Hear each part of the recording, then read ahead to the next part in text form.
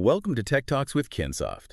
I mean, this is the show where we take, complex tech and security news, and we try to extract the most important, actionable insights for you to apply to your own work. And today, well, imagine spending millions of dollars to build this state-of-the-art digital fortress for your organization, right? Oh, yeah, best firewalls, massive budgets. Exactly. You have the complex passwords, the security teams, but then your entire system gets completely compromised. And it's not by some team of elite hackers burning zero-day exploits. It's because the foundational architecture basically leaves the back door propped open with a brick just because someone couldn't remember their key. It's terrifyingly common. We constantly look for these exotic threats on the horizon, but I mean, the most devastating breaches, they usually just stem from mundane, everyday configurations. Right. We all just sort of assume that enterprise software is secure by default, and that assumption is, well, it's incredibly dangerous. Yeah, which brings us to our core source for today's discussion. Mm-hmm. So on March 6th, 2026, the Western Australian Office of the Auditor General, the OAG, released this report. And it uncovered systemic Microsoft 365 security failures across 7 different state government entities. 7. That's a huge sample size for systemic failure. It really is. And to put this into perspective for you listening, Microsoft 365, it isn't just an email client anymore, is it? Oh, no, far from it. It's essentially the central nervous system of a modern enterprise. It handles your identity management, internal comms, file storage, data processing, automation, all of it. Yeah. So if that system suffers from systemic vulnerabilities, I mean, the attacker doesn't just have your emails, they have the literal keys to your entire operational kingdom. Right, which is a perfect segue. I want to avoid just, reading off a dry grocery list of technical vulnerabilities today. So let's look at how these weaknesses actually stack up in the real world. The report details this anatomy of a $71,000 theft. Yes, the BEC incident.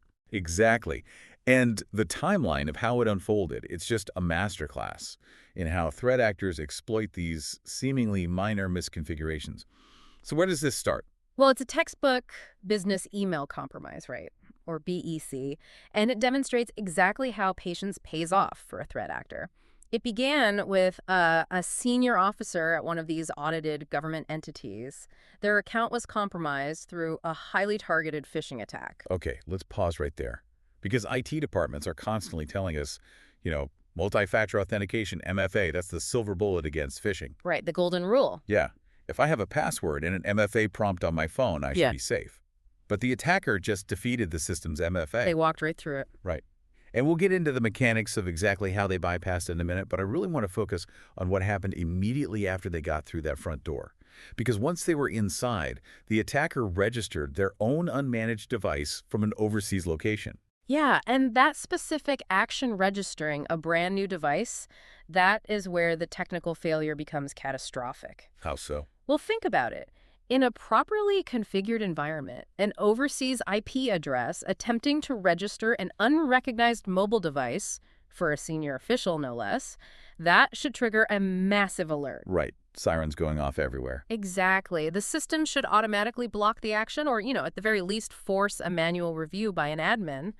But because the governance controls at this entity were just so loose, the system basically treated it as a normal everyday user action. No alarm sounded at all. None. Zero. So it's basically like a burglar stealing your house keys, walking in, and then changing the locks on the doors so you can't get in. That is exactly what happened. They effectively locked the legitimate owner out of their own account without anyone noticing. That's wild. And then they didn't just, smash and grab. They set up email forwarding rules to automatically funnel specific communications out of the inbox to hide their tracks. Yeah. And then they just sat there for weeks. Yeah, that's what we call dwell time.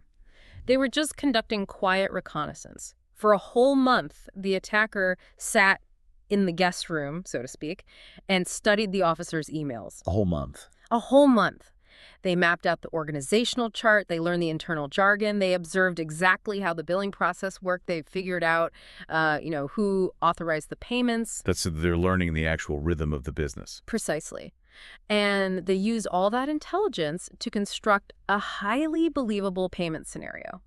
They submitted a fraudulent invoice that looked perfectly legitimate. I mean, it used the correct internal billing codes, and it mirrored the senior officer's exact communication style. Because they've been reading their sent folder for a month. Exactly. And because it originated from the actual authenticated internal account of a senior leader, It bypassed all standard email security filters. The entity paid out $71,000. Oh, wow. And the craziest part to me is when investigators finally came in to figure out what went wrong. They hit a total brick wall. The report says the entity hadn't retained sufficient logs, so a full forensic review was literally impossible. They were completely blind. Completely. But I want to circle back to the point I flagged earlier because I think a lot of people listening are wondering the same thing. You mentioned the attacker defeated the MFA. Yes. If an attacker steals my password, they still need that 6-digit code from my phone, right? How on earth do they bypass that without having my physical device in their hands? Yeah. So that brings us to the audit's findings on identity and access management, which honestly is the most critical takeaway here. The entities were operating under this illusion of security, assuming that all MFA is created equal. And it's not. Not at all.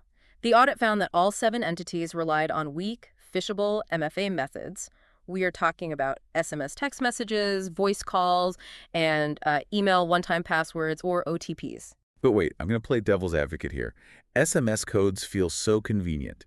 And if the code goes directly to my specific phone number through my cellular provider, how is a hacker sitting in another country getting their hands on it? Is the risk really that high, or is this just like security paranoia? It is not paranoia. There are 2 primary methods, and neither of them requires physical access to your phone.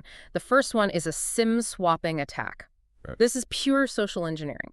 The attacker gathers some basic personal info about you. They call your telecommunications provider, pretend to be you, and say, hey, I lost my phone. Oh, no. Yeah.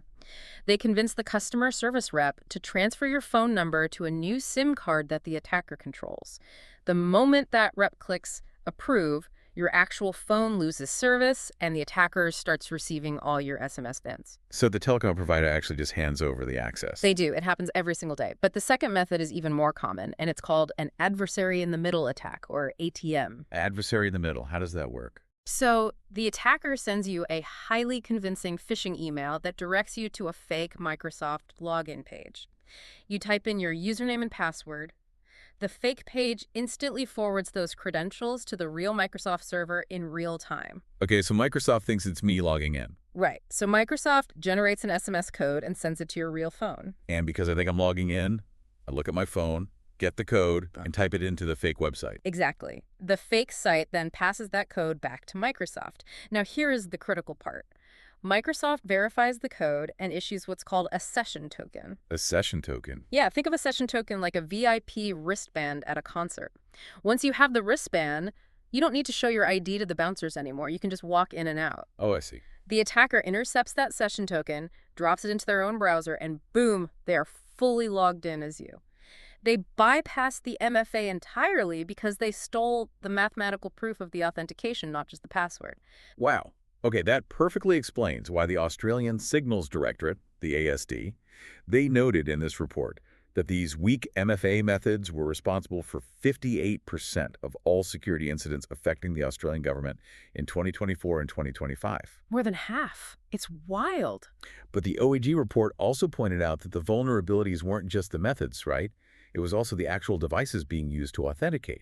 Right. So the entities were allowing staff to use personal devices to register for MFA, which is common, but they weren't enrolling those devices into a mobile device management system, or MDM. Meaning the IT department had zero visibility into whether the personal phone receiving the secure code was actually secure itself. Exactly. If an employee's personal phone has a malicious app or malware installed, the organization's network is instantly exposed the moment that device interacts with the corporate environment. That's a huge blind spot. It is. And the OAG report actually drew a direct parallel here to the massive 2022 Medibank data breach. Remember that?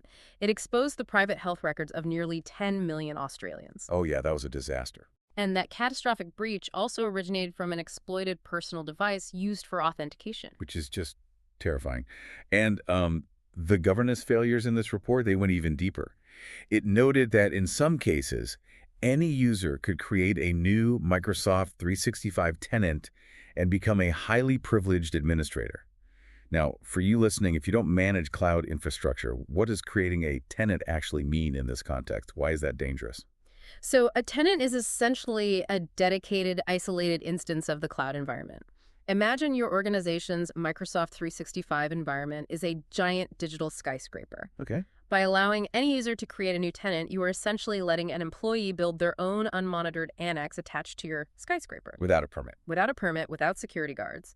The attacker compromises a low-level account, spins up a new tenant where they are the absolute global administrator, and uses that trusted, connected environment to launch attacks or, siphon data out. And your central IT team never even sees it on their dashboard. Exactly. They have no idea it exists. So we've seen how attackers break in through the front door because the identity verification is fundamentally broken. Yeah. But sometimes attackers don't even need to break in because your own employees are basically just throwing the data out the window themselves. Yep. The internal threat. Yeah. Let's look at how data actually leaves the building, which brings us to the second major incident in the OAG report.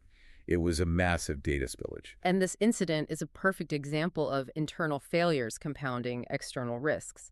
An unnamed government entity emailed personal and highly sensitive information about 32 individuals to a third-party service provider. And crucially, the report notes this data included information on minors. Yes, which changes the entire legal and ethical landscape of the breach. It is so much worse. Right. So they email this highly sensitive data to a vendor. What does the vendor do? They just upload that data to a standard unmanaged Dropbox account. Yep. And then later on, that Dropbox account gets compromised in a completely separate cybersecurity incident, exposing the sensitive data of those minors to an unknown threat actor. The government entity failed on multiple structural levels here. First, during the vendor onboarding process, they had not conducted any security assessment of the third-party provider. They just trusted them. Blindly, they handed over sensitive data without verifying if the vendor had the technical capability to actually protect it. But the internal tracking failure is what really stands out to me here. The audit explicitly states the entity had zero data loss prevention, or DLP, controls across their Microsoft 365 apps. No DLP on OneDrive, SharePoint Exchange, Teams, nothing. Which is staggering for a government entity. Right. Now, I understand DLP is a concept like stopping data from leaving. Yeah. But how does it actually function mechanically to prevent something like this from happening? Think of DLP as a deeply embedded, automated compliance officer that reads every single document and message in real time. It uses, mathematical algorithms, regular expressions, even AI now, to identify sensitive patterns. Like what kind of patterns? Like credit card formats, tax file numbers, or specific health terminology. When a user tries to email a spreadsheet containing the personal details of 32 minors, the DLP system flags it instantly. And then what? Does it just warn them? Depending on how you configure the policy, it can automatically block the email from sending entirely. Or it can mandate that the file be encrypted.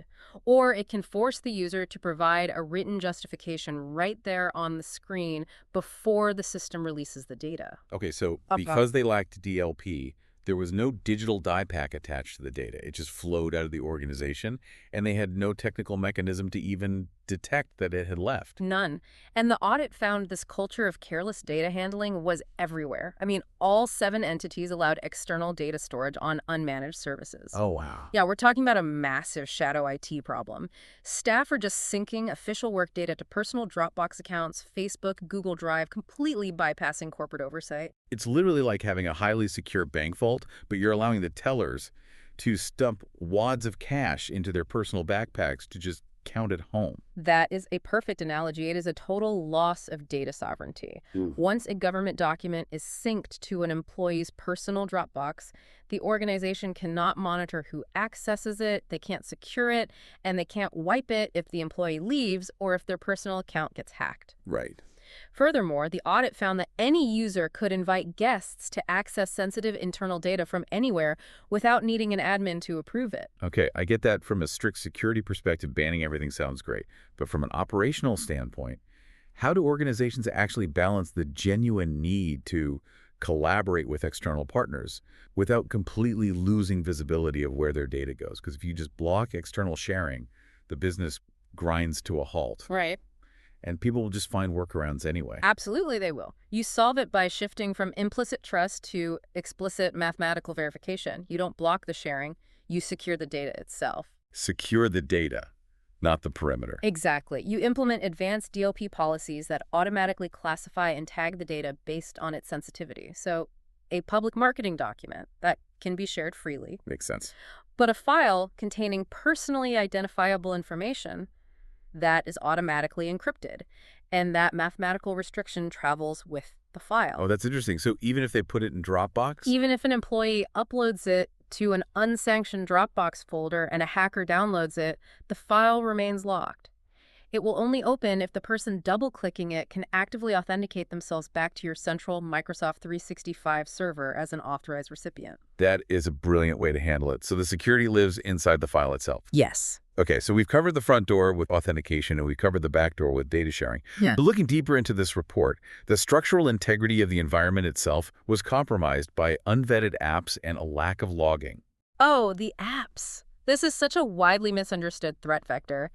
The audit found that staff weren't restricted from installing unapproved Microsoft Teams applications, and they were allowed to use external code from Microsoft Power BI. See, I don't totally get this. Why is an app in Teams a security risk? I mean, I use third-party calendar integrations and like little polling apps all the time. Because Microsoft 365 operates almost like an operating system now.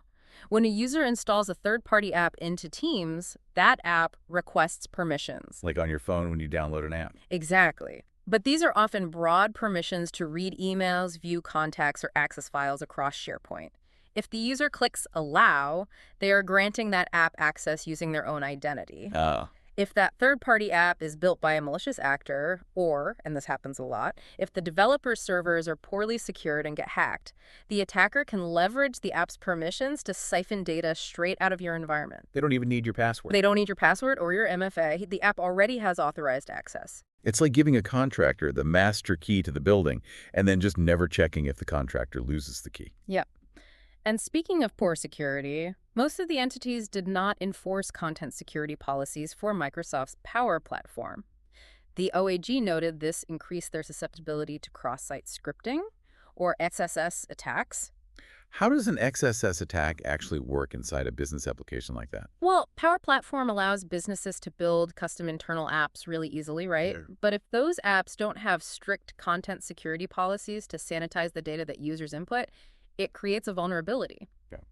An attacker can type a malicious piece of JavaScript into a standard text field, say a customer feedback form. Later, when a highly privileged administrator opens that form to read the feedback, the malicious script executes silently inside the administrator's browser. While they're logged in. While they're logged in, it can immediately hijack their active session, effectively giving the attacker administrative control without ever triggering a login prompt. Wow. The hidden traps are just everywhere. And when things do go wrong, like we saw in the $71,000 theft, you need a trail to follow. And the detail that really caught my eye here was regarding the system logs. Ah, yes, the logging failure. The audit found that log files were sometimes only retained for 6 months. Now, it specifically noted that the Australian Signals Directorate recommends keeping them for at least 18 months.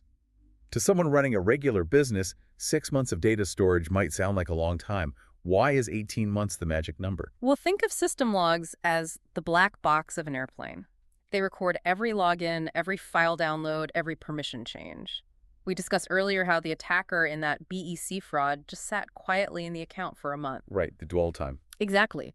Advanced persistent threats, whether it's state-sponsored actors or organized cybercriminal syndicates, they don't usually smash and grab. They infiltrate and then they wait. They map the architecture, escalate privileges, find the most valuable data. So they might be inside the network for the better part of a year before they actually detonate ransomware or wire money out. Exactly. Industry metrics consistently show that it can take an organization over 200 days just to realize a breach has even occurred. 200 days. Over 200 days. If your logs are set to auto-delete after 180 days, which is about 6 months, by the time your security team realizes you've been compromised, the initial evidence showing exactly how the attacker got in and what backdoors they created has been permanently erased. You have no black box. You have nothing. 18 months ensures that even with a massive dwell time, your forensic investigators have the historical data required to find the root cause and properly eradicate the attacker from the network. It is incredibly sobering when you look at the aggregate of all these findings. Yeah. But, it's easy to read this report and just point fingers at the government. I actually think this audit is a perfect checklist for you, the listener, to evaluate your own organization. Oh, absolutely. So how do we turn these systemic failures into practical, actionable defenses? If our listener is sitting at their desk right now, feeling a little overwhelmed, and they only have the political capital at their company to push for one of these changes tomorrow, what is the absolute most critical first step? The first non-negotiable step is upgrading to phishing-resistant MFA. You have to move away from SMS codes and email OTPs. Okay, and what does true phishing-resistant MFA actually look like mechanically? It looks like hardware security keys, such as FIDO2 tokens. These are physical USB keys that you plug into your machine. They use asymmetric cryptography. So no more typing in 6 digits. Right. When you log in, the physical key mathematically verifies the actual domain of the website you are on.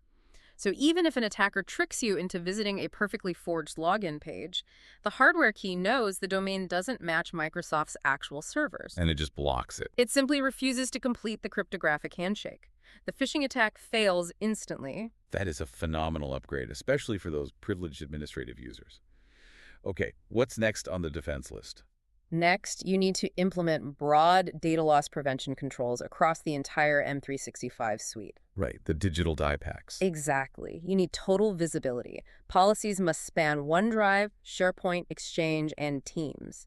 You have to know exactly when sensitive info is attempting to leave the environment, and you need the technical mechanisms to mathematically restrict that data, regardless of where it travels. And tied directly to that, I assume, is controlling and strictly limiting that unmanaged cloud storage we talked about. You must eliminate the shadow IT. If work data is stored in the cloud, it must be in an approved, monitored, and secured corporate tenant. No more rogue Dropbox folders syncing sensitive client data to personal laptops. Yeah, and the report also heavily recommends implementing robust business email compromise defenses. Yes, which involves configuring anti-spoofing protocols like DMRC so attackers can't impersonate your partner domains, but it also means establishing automated threat hunting alerts. Like what kind of alerts? Well, if an end user suddenly creates a forwarding rule that sends all their inbox traffic to an external Gmail address, that shouldn't just be logged. It should trigger an immediate high-priority alert that pages your IT security team. Right, because that's exactly what happened in the $71,000 theft. Precisely. And finally, you should be adopting the ASD's Essential 8 framework and ensuring thorough security assessments of all third-party vendors before handing over any data. I mean, the vendor security is your security. Yeah, you really have to treat your identity and your data as the new security perimeter because that old concept of a trusted internal network, it simply doesn't exist anymore. It doesn't. And, Yeah. to kind of leave you with a final thought to ponder here, we talked about how the attackers spent a month manually studying an inbox to craft one perfect fraudulent invoice, right? Well, as generative AI becomes increasingly integrated into these cybercriminal toolkits, threat actors won't need a month. AI will be able to ingest an entire mailbox, mimic the communication style perfectly, and dynamically generate thousands of highly personalized, context-aware BEC attacks across an organization in seconds. That is terrifying. It is. If your defense relies on an employee manually spotting a slightly suspicious tone in an email, you will lose. Mathematical trust through hardware keys and data encryption is the only way forward. Because remember, the default settings on enterprise software platforms are designed for maximum convenience and immediate collaboration. They are not designed for maximum security. Right. If you haven't actively configured your security settings, you aren't secure. You're just lucky. That is such a powerful point. If today's episode made you second-guess your own setup, don't wait for an audit or a massive financial loss to find out what's missing. Visit www.kinsoft.com.au to discuss your security and IT needs. Thank you so much for joining Tech Talks with Kinsoft. Stay curious, stay secure, and we will catch you next time.